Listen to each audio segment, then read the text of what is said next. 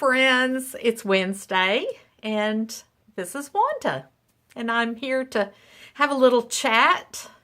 It's finally spring, and even though it's really going to be cold tonight, it was warm yesterday, and so we know that the warm weather is just around the corner, so that's very exciting.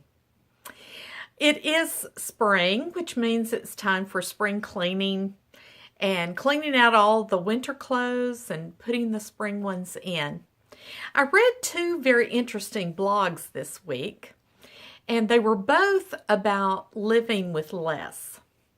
One was about creating a capsule wardrobe of only 37 pieces that you would wear for 3 months or the entire season.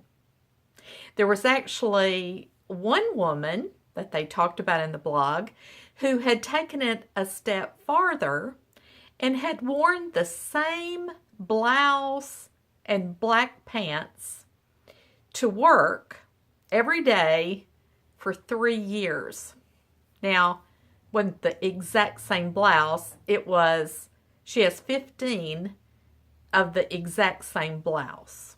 So she didn't wear the same blouse every day, but it was the same blouse. So very interesting. Now, I'm not going to go that crazy, but I have been working on finding a capsule wardrobe for spring. Anywhere from 30 to 40 pieces, things that I would love so much that I wouldn't mind wearing them for 3 months, for the entire spring season. And really, when you think about it, we really wear the same things over and over again anyway, right? Things that we really love.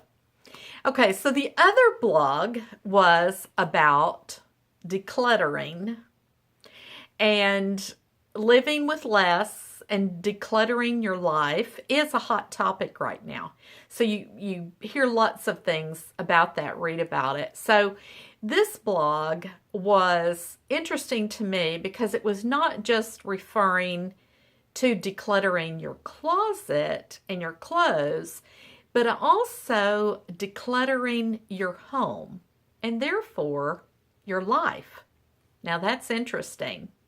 Since I wrote my book on brokenness, I have become more and more aware of brokenness in people, different ways, different kinds of brokenness.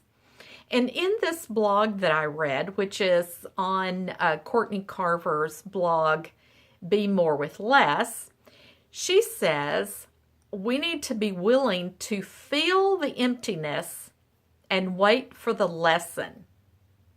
Interesting. Feel the emptiness and wait for the lesson.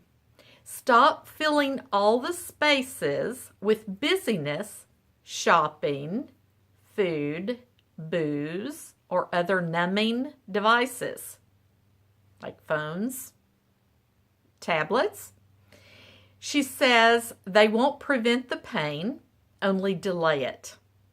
You preach, sister. That's good stuff right there. She also challenges us to use the extra time while waiting in line or sitting in traffic. Have you heard that Nashville has a huge traffic problem? Well, it does.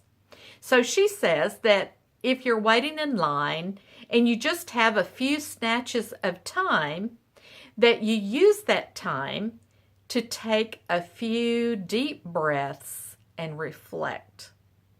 Or I would like to say, you breathe, reflect, and pray. You could also sing along to your favorite praise song on the radio. That's one of my favorite things to do. You may even raise your hands and praise God. Of course, in traffic, when you're sitting there and you don't really need your hands. Or at the stop sign or the red light. But don't have people honking behind you because that's not a good thing. But taking that time to reflect, to take a few deep breaths, and pray is so much easier and better than grabbing your phone, checking your text. Isn't it irritating to be behind someone at a light and you see their head down and you know that they're checking their phone? People, can't we just take a few extra seconds there for nothingness and just enjoy the moment? And even if it is in traffic or at a light, I think we need to. I think it's a good stuff. Okay, so Courtney says, when something falls off of your to-do list, don't replace it. Good. Embrace the margins.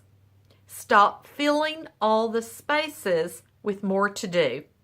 Less do, more be. Resist, wait, breathe. Stop filling all the spaces. I love that. Great advice. We're so used to running from one thing to another. Don't fight the emptiness.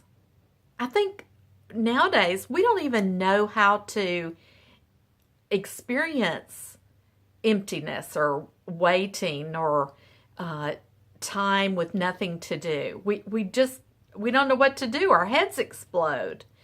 But it's a great chance to learn when we have those few precious moments. Let God fill your mind and your heart instead of filling that time with more busy work, more to do, more things. So like Courtney says, less do, be more. I love that. I'm going to put a link to these two blogs that I read, and maybe something about the lady that wore the same blouse for 3 years.